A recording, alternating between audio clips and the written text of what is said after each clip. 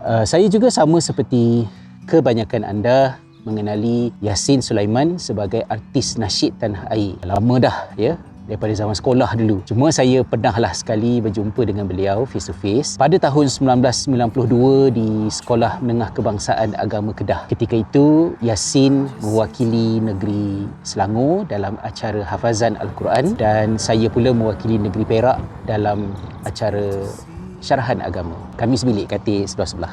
Bila keluar berita tentang penahanan Yassin dan kes dia pula adalah penanaman ganja, sangat mengejutkan dan kita tahu apa risiko undang-undang yang ada dalam hal seperti itu. Perkara pertama yang terlintas di fikiran saya adalah tentang masalah bipolar disorder yang beliau alami sejak sekian lama. Saya tidak bermaksud untuk menjadikan bipolar disorder itu sebagai alasan untuk menjustifikasikan benda yang salah dari segi undang-undang. Yang salah-salah dan undang-undang perlu ditegakkan. Cumanya saya ingin mengambil kesempatan dalam perkongsian kali ini untuk kita meneroka sedikit berkenaan dengan perbuatan-perbuatan jenayah, salah laku, masalah yang ditimbulkan dan kaitannya dengan isu kesihatan mental dan pelbagai gangguan ataupun disorder. Setelah itu saya tidak akan menyentuh tentang bipolar disorder, saya tidak tahu mengenainya, tetapi saya nak fokuskan kepada ADHD. Kita mungkin berkecenderungan untuk dengan mudah mengaitkan perbuatan-perbuatan yang tak elok dengan isu moral.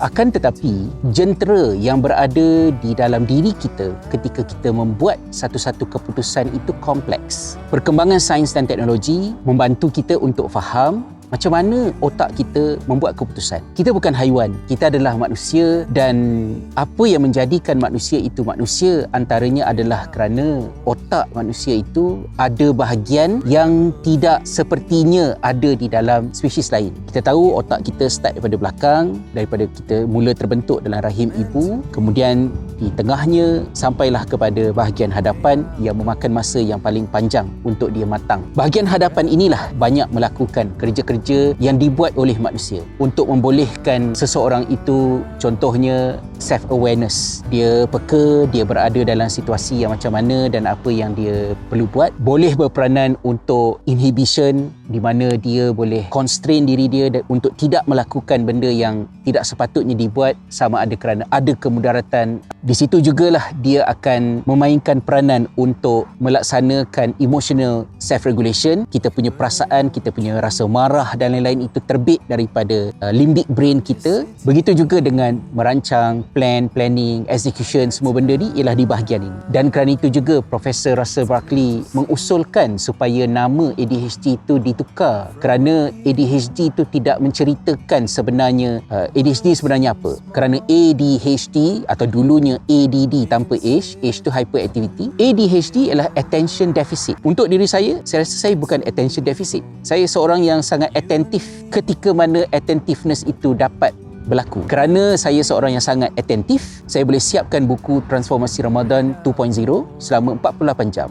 Daripada mula membuatnya sampailah kepada siap diterbitkan sebagai e-book dengan register semua sekali masa kat Finland dulu. Bukan attention deficit, tetapi attention itu tidak dapat diatur dengan sepatutnya untuk dia berhenti bila dia perlu berhenti dan sambung bila dia perlu sambung. Apatah lagi yang H tadilah, hyperactivity tu. Saya bukan seorang yang hyperaktif. Maka Profesor Russell Barkley mencadangkan supaya nama ADHD itu ditukar kepada Executive Function Deficit Disorder, menepati akar permasalahan dan merujuk kepada tempat di mana krisis-krisis frontal lobe yang melaksanakan executive function ini tadi.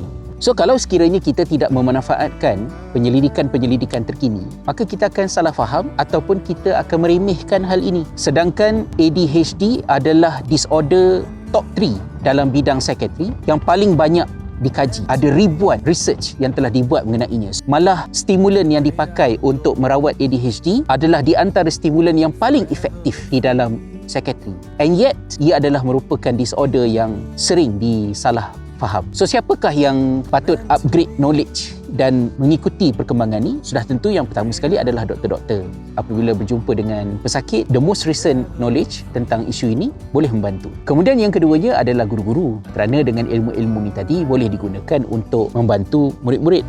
So tak adalah kita melabel anak murid kita malas, tak bermotivasi dan macam-macam lagi lah yang merosakkan self-efficacy, keyakinan diri mereka. Dan yang ketiganya adalah mereka yang ada ahli keluarga yang kita dah penat kerana tak habis-habis buat masalah. Tapi kalau masalah-masalah itu ada pattern dia, ada seperti central point kepada masalah-masalah itu, bukankah patut kita pertimbangkan bahawa ia bukan semata-mata soal moral, kerana ada sebahagiannya terbit daripada kesukaran seseorang dalam mengawal tingkah lakunya. Dan bukan sahaja 3 golongan ni, sebenarnya sepatutnya kita semualah para manusia kena acknowledge benda-benda ni, sebab kita tak boleh dengan mudah accept bahawa dia tu lembab, memang takdir lah yang telah menetapkan untuk dia tu tak habis sekolah. Tak boleh nak buat apalah, dia tu memang nakal, kacang hantu daripada kecil lagi, pening satu kampung. So akhirnya masuk penjara. Sedangkan Nabi SAW ada sebut dalam satu hadis, kata baginda, unsur akhaka zaliman au mazluman, tolonglah saudara kamu sama ada ketika dia itu adalah seorang yang zalim ataupun ketika dia dizalimi. Jadi sahabat pun heran jugalah, kalau tolong orang yang dizalimi itu jelas, tapi macam mana nak tolong orang yang zalim? Cara nak tolong orang zalim, kata Nabi SAW, ialah dengan mencegah dia, menghalang dia daripada melakukan kezaliman tadi. Dan kalau seseorang itu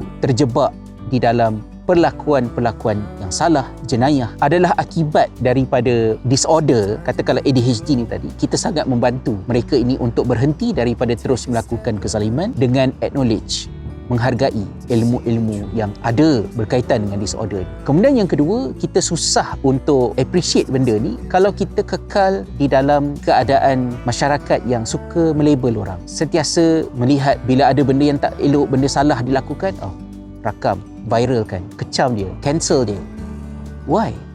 Dan ia adalah satu perkara yang sangat tidak wajar. Apatah lagi bagi orang yang beragama dengan agama Nabi Muhammad SAW. Saya punya minda ni tak berapa betul sangat di bulan Ramadan ni kerana saya ambil medication saya awal pagi, sahur tadi. Jadi bila dah time-time macam ni, dah petang ni, saya dah mula macam wind down lah kan. Saya teringat balik yang saya sebut awal tadi. Kalaulah diabetes, alkohol, kemudian penyalahgunaan dadah, high cholesterol, obesity, semua-semua itu individually menyumbang kepada merosotnya life expectancy seseorang. Bagaimana pula kalau semuanya itu terjadi bergabung ekoran daripada akar permasalahannya, iaitu ADHD.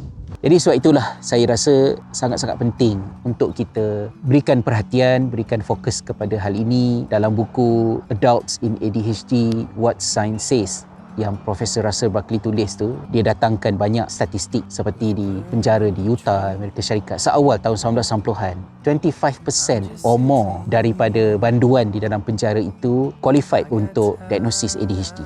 Di Norway juga ada research yang dibuat menunjukkan bagaimana peratusan yang tinggi di kalangan mereka yang terlibat dengan jenayah, ditangkap, kecurian berkaitan dengan dadah berlatar belakangkan ADHD. Oleh sebab itu, saya berharap agar kita berhijrah, meninggalkan stigma menganggap mental disorder, isu-isu seperti bipolar tadi, skizofrenia dan lain-lain semua ni sebagai gila. Kita masih lagi, kalau fikir Tanjung Rambutan, hospital gila, kena tinggalkan semua benda tu. Kesihatan mental, isu mental adalah penyakit. Kita mungkin tidak melihatnya dengan mata kepala kita, kita mungkin akan melihat akibatnya apabila mereka yang mengalaminya kehilangan nyawa, menjadi mangsa kepada kemalangan yang sepatutnya boleh dielakkan. Dan semua manusia mesti deserve untuk dibantu, kerana semua manusia individually, tak kiralah anak pelacur ke, anak orang tak ada kerakyatan ke, anak orang miskin, anak orang kaya, B40, M40, T20, kita semua lahir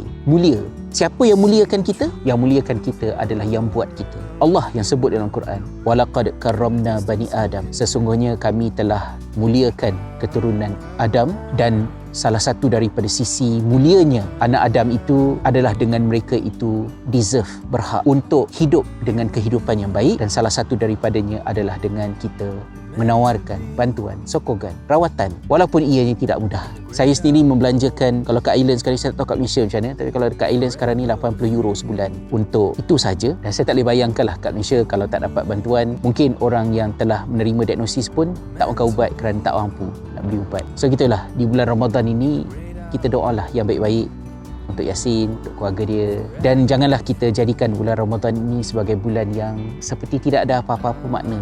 Semoga Allah tidak lepaskan kita daripada bulan Ramadan ini kecuali selepas kita mendapat kerahmatan dan keampunan daripadanya, insya-Allah. Thank you semua. atas kesudian mendengar. Kita jumpa lagi dalam perkongsian-perkongsian yang seterusnya. Assalamualaikum warahmatullahi wabarakatuh.